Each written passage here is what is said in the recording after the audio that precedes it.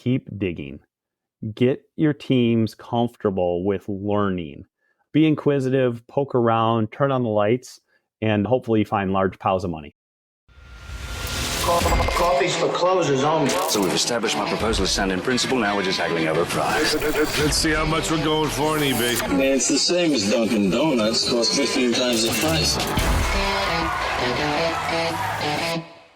Today's podcast is sponsored by Jennings Executive Search. I had a great conversation with John Jennings about the skills needed in different pricing roles. He and I think a lot alike. If you're looking for a new pricing role, or if you're trying to hire just the right pricing person, I strongly suggest you reach out to Jennings Executive Search. They specialize in placing pricing people. Say that 3 times fast. Welcome to Impact Pricing, the podcast where we discuss pricing, value, and the evolving relationship between them. I'm Mark Stiving, and our guest today is Jason Covitz. Here are 3 things you want to know about Jason before we start. He is the VP of Commercial Finance at Covetrus. I hope I said that right. He's had a VP title since 2008, and sometimes the word pricing shows up in the title. And he's a Michigan grad living in Columbus.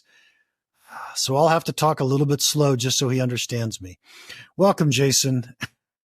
Thanks, Mark. Last time we did this, I hadn't won a title in a long time. So I wanted, now that Michigan has won a title, I wanted to come back on because I've noticed you're not wearing an Ohio State shirt today, and I'm still representing my Wolverines. So what can I do? Oh, man. Sorry to hear that. I mean, that was painful for me. That was painful. I always laugh at the people that try to root for teams in their conference. Not when it becomes Michigan and Ohio State. People just don't understand. Yeah, exactly. I did have a favorite in the national championship game. It wasn't Michigan. So let's jump into something that's more relevant to everybody listening. How did you get into pricing? Honestly, Mark, it came through analytics. So I did a lot of before I did pricing, I was actually at Capital One, and Capital One does a really good job of analytics, and everybody knows that. I mean, obviously they do credit cards, they do mortgages now, I think. At the time we were doing subprime auto loans. So subprime are, effectively if Ford doesn't give you, or, one of the major manufacturers doesn't give you a loan, Capital One is kind of level 2. So they're trying to figure out how to make sure that you pay them back. And in a lot of cases, 40% of people don't pay them back fully. So they've got, it's worth a lot of money for them to identify whether they're going to pay you back. So it was one of those things where we were learning about what's the risk of individual people. And then as a result of that leaked right into how do we price them effectively? So do we price them high? Do we price them low? What do we know about them? And how do we use the different variables? So it was a kind of a natural lift or natural transition right into pricing from there. Okay, so when you're at Capital One, do you actually use, this is the cost of repossessing a car, and this is what we think the value of the car would be after we repossess it? It comes into play for sure. So you'll get into things like LTV at the time. Again, I'm pretty old, so this is 20 years ago. But loan to value, how much money are you borrowing? Versus what's the value of that loan? Things like income. Think about cars.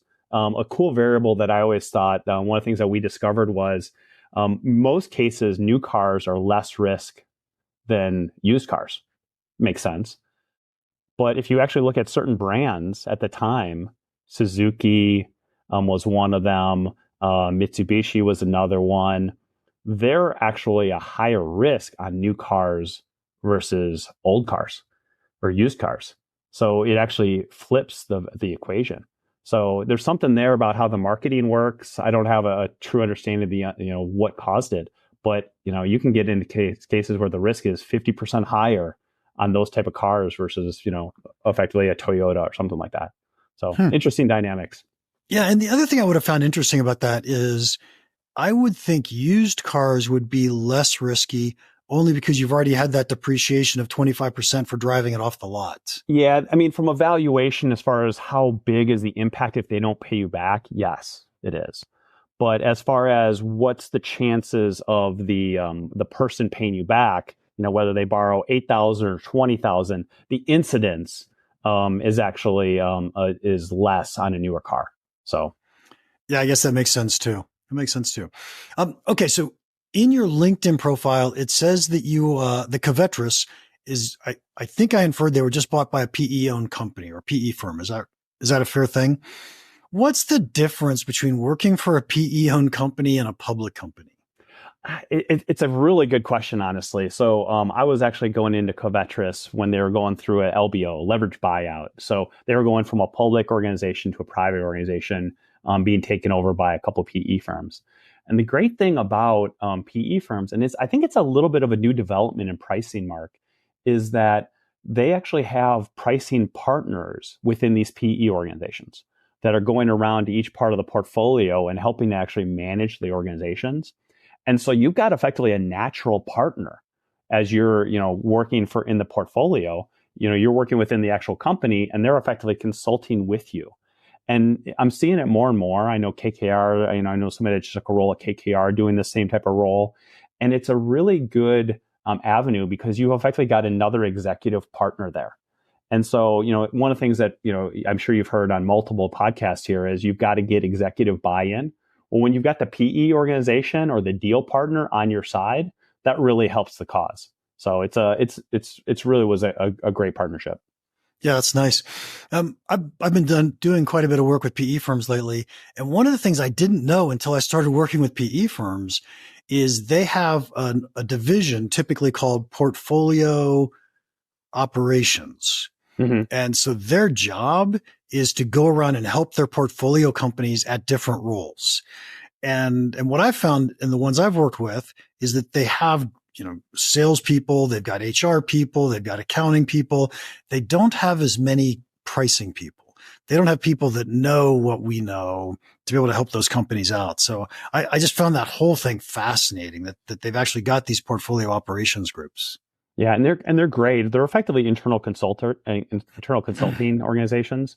And the one we were working with, they had a supply chain guy who was great at helping to negotiate internal contracts, helping to think about suppliers. Covetrus is a distributor, so we put a lot of cardboard out. So we were negotiating our cardboard contracts, things like that.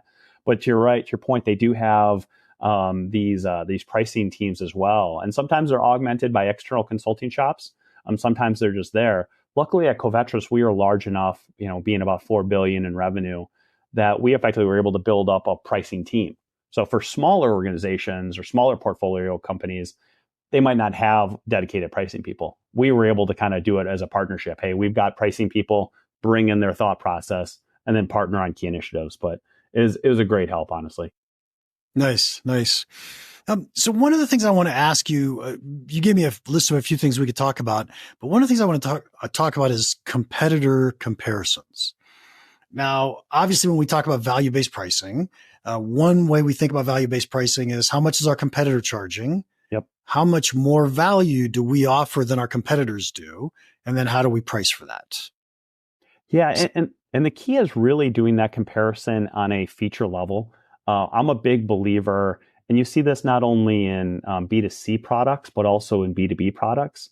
I'll usually build out a grid that says, hey, here are all our features effectively as rows. I'm a recovering engineer, so everything goes in Excel in my head. But rows effectively are your different features.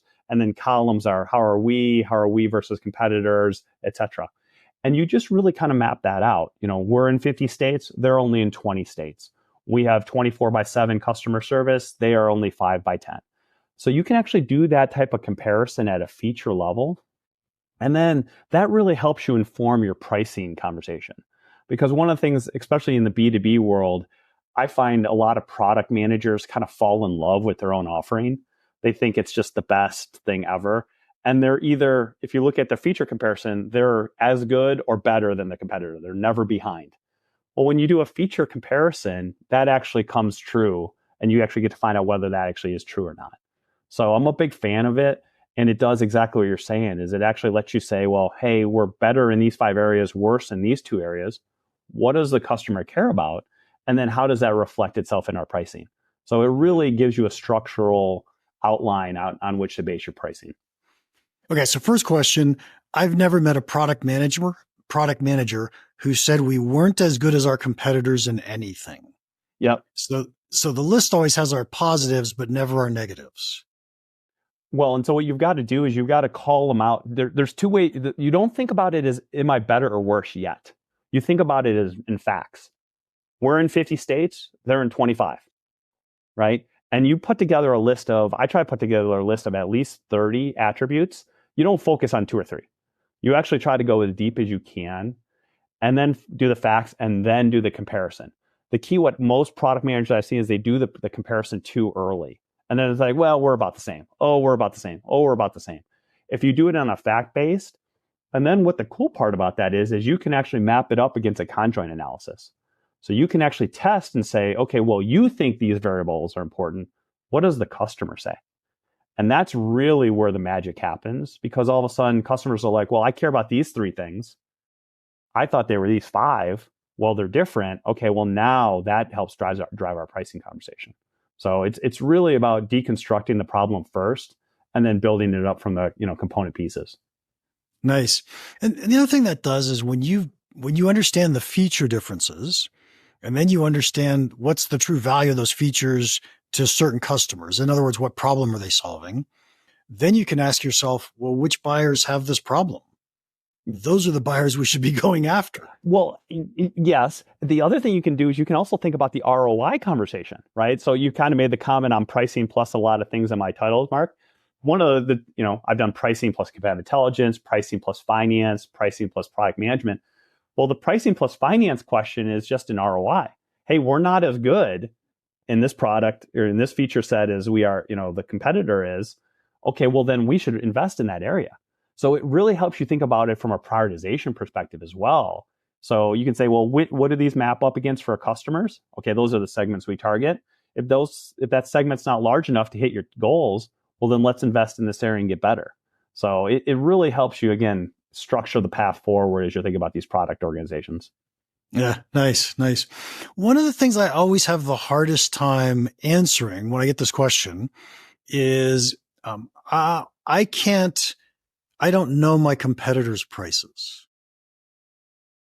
Do you have any brilliant insight on the answer to that question? Well, I'll throw a wild card at you. Who cares?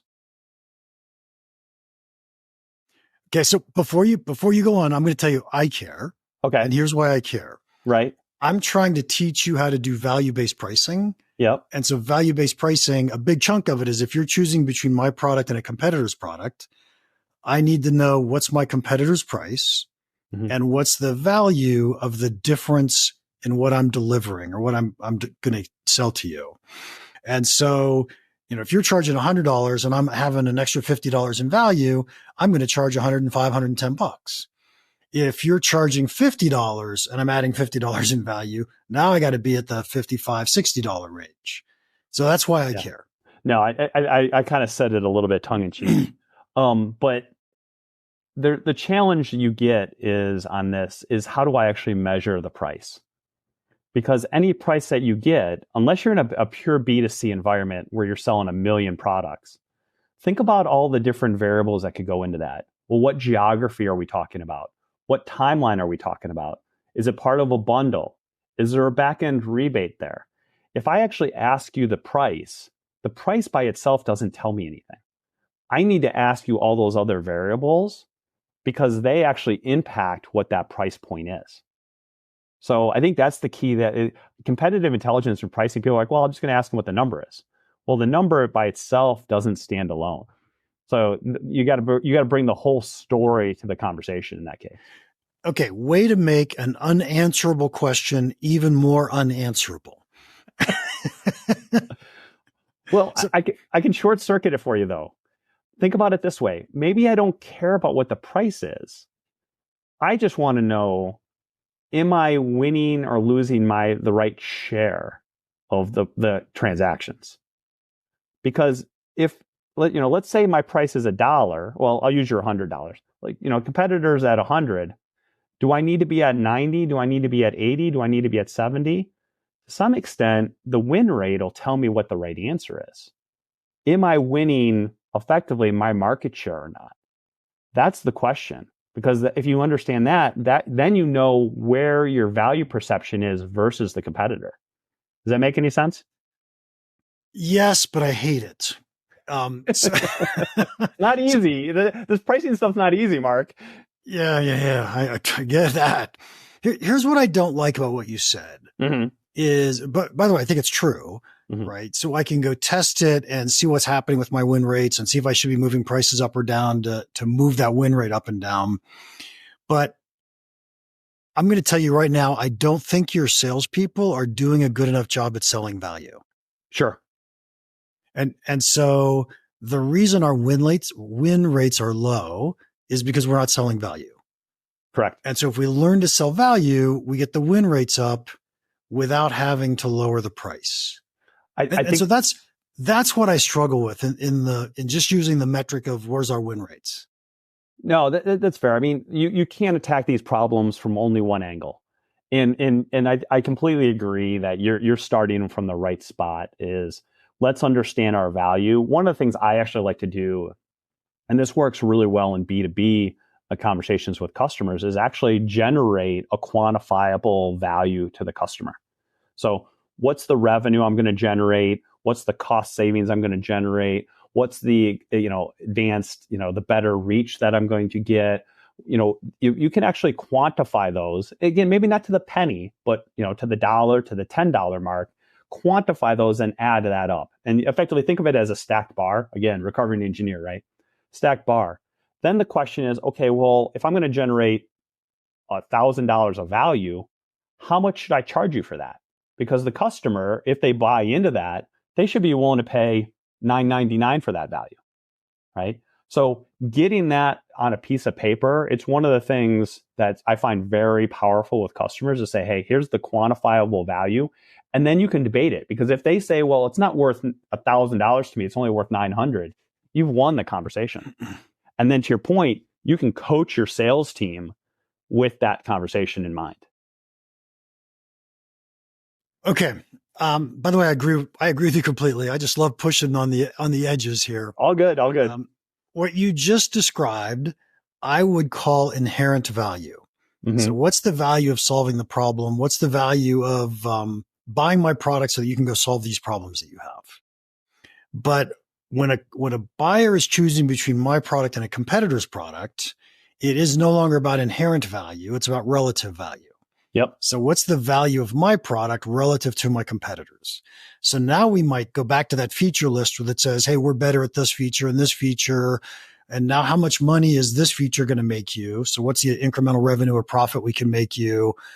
Because you have this feature and our competitors don't have this feature or capability. So I buy all that. We still come down to, I got to put a number on it. And I really, really, really want to know how much my competitor is charging. Do you have any guesses on how I can go find that? Well, so I think the step makes sense, right? Start with because you want to start with the product manager, make sure that they're comfortable with the value. Then you do want to say, hey, what's my feature as well? What I usually do is, you're going to get that information from a lot of different people. The sales team, right? That's always a great input for value, but you've got to ask those qualifying questions. Is there a bundle here? Are there other pieces, et cetera? And you need more than one piece of data. You can't just have, one. You'd be like, if you're here, okay, fine. You're comfortable that that might be the right number. I think the other thing is, I am a big fan of the conjoint analysis, making sure that you actually plug that into the conversation, because that brings the value part into this from a customer trade-off perspective. And then the third thing is a lot of times, calling, you can do the shopper mentality, have somebody call a competitor, again, you don't want to misrepresent yourself, but you can absolutely get pricing either online through a quote machine or through a phone call. You can often get a quote. And, again, you're trying to triangulate in on what the right number is from a competitor perspective. So, yeah, nice. Back when I was in the semiconductor industry, one of the things I did, which was really fun, was we went to one of the distributors' price lists, and we happened to know what price we sold to the distributor and what price they quoted to the end customer at which volumes. And just making the assumption they're using the same markup at the same volume, we then went back and deciphered the prices that our competitors were selling to the distributor for each of those individual parts. I love that. So I was at Texas Instruments in a former life, so I totally get the semiconductor reference. The other thing you can do is you can actually triangulate across products with that same approach. So as you think about, discounts for volume curve, hey, I've seen this volume curve given in other products. Well, they're probably applying a similar volume curve there, or a bundled discount. Same thing. So you're right. You're not going to know all the information at a depth level. So you're trying to take pieces, and that's honestly what price segmentation does at the end of the day, right? They're trying to fill in the gaps in the line because I have a couple of the dots. So I love that approach. And honestly, distributors do give a lot of information away. They're not supposed to in a lot of cases, but I've seen, a lot of people, you get people on the phone and people talk. Yeah, we used web scraping. I wish they would have just given me the Excel file because it would have made my job easier. But we had to scrape it all off the web.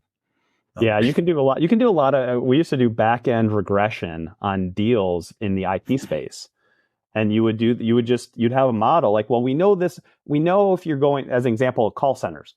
Hey, I know I'm doing 5x10. Okay, well, if I go by 5x7 days a week, okay, or 10 hours, 7 days a week, that's going to be higher value. If I go 24x7, it's going to be higher. So I know the relative levels, right, as far as what's in order. And then I can actually start to say, well, let me see how I can basically re-engineer the model. It becomes a regression test.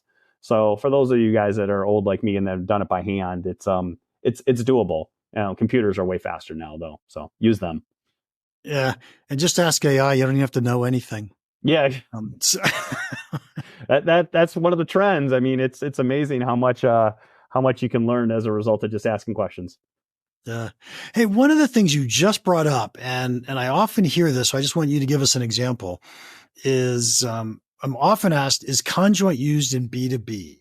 Now, I know it's used a ton in B2C, but how would you differentiate, or do you, in using conjoint in B2B versus B2C? We used it in small B2B. So the question on B2B versus B2C in my mind isn't really, is it a business you're selling to, but it's the amount of transactions. So if you can get, as an example, I'll use, when we were at First Data. First Data, we were selling credit card processing to small and medium businesses. So effectively, we might have had, 5 million customers. When you have that many customers, the law of numbers takes over. And then you can use conjoint against that. You can effectively start to value it. So the key on conjoint, in my mind, isn't the channel, B2B versus B2C. It's the number of transactions that you can segment out. And then you can see the value of each individual component or feature set. Does that difference make sense? Yeah, that makes a lot of sense. And in fact, I would even tie that to something else that I often think about. In the world of B2B, we tend to have two different types of prices. One type we'll call negotiated, and the other type we'll call TIOLI, or take it or leave it pricing, where we set a number and people either buy or they don't buy. And I would say conjoint works really well with TIOLI pricing. But with negotiated pricing, it's like the salesperson's job is to figure out what's the value of our product to that customer. How do we get that price? Yeah, and I think that's a fair differentiation. I think the other thing we would often do is sometimes we would set initial pricing using a conjoint with some discretion for discounting as well. Because you can, like anything else, right? Like you can measure sales discounting and see, hey, who's doing a good job and who's doing a bad job. So it's not a pure conjoint analysis anymore, but it is analytic, right? And it does have a normal distribution usually to it. So I think you can, again, fun with math, but you can use both in combination, I guess. Yep. There's a lot we can do. In fact, I think the reason some of us get into pricing is because it looks like it's a number, even though once we get in, we realize it's not. Well, and you find people, it's funny. I've told this to a lot of people, but I've had people that were history majors working for me. I've had psychology majors working for me. I've had people, because it's not just a left brain, right brain thing, right? You've got to be thinking the creative side. It's kind of the old art science conversation that you hear a lot, but it really is true because you're trying to apply principles mathematically, but why they work and what you're actually seeing, what the insights are, often aren't just a pure math answer, right? You really want to understand what's driving your segmentation. Why do customers behave this way? And that, often takes the other side of the brain, I guess. Yep. Yeah, exactly. Jason, we're going to have to start wrapping this up, but here's your final question. What is one piece of pricing advice you'd give our listeners that you think could have a big impact on their business? I think number one is keep digging. Get your teams comfortable with learning. The analogy I use is you're in a really dark room. No one's been in there for a couple of years, and you got a flashlight. Start poking around. Let's see what's in each corner. Get the light. Let's flash it. And then start to prioritize them. I call it ruthlessly prioritizing. My team gets sick of me saying that. But hey, if this is worth $100,000 and this is worth $1 million, go get the $1 million first, right? And you'll get a really good sense of where that is because that really starts to build on itself. So be inquisitive, poke around, turn on the lights, and hopefully you find large piles of money. Ah, nice. Jason, thank you very much for your time today. If anybody wants to contact you, how can they do that? Email's the best. JAS Covitz, all one word, at gmail.com. I'm always willing to get on the phone. I've been laughing lately. I've just been trying to catch up with my network, and it's amazing what conversations you can get into. So if you want to just have a brainstorming session or just talk about what challenges you're going, hey, if I can help you avoid a pothole, I'm more than willing to do so. Excellent. Thank you. And to our listeners, thank you for your time as well. If you enjoyed this, would you please leave us a rating and a review? And if you have any questions or comments about the podcast or pricing, feel free to email me, mark@impactpricing.com. Now, go make an impact. Thanks again to Jennings Executive Search for sponsoring our podcast. If you're looking to hire someone in pricing, I suggest you contact someone who knows pricing people. Contact Jennings Executive Search.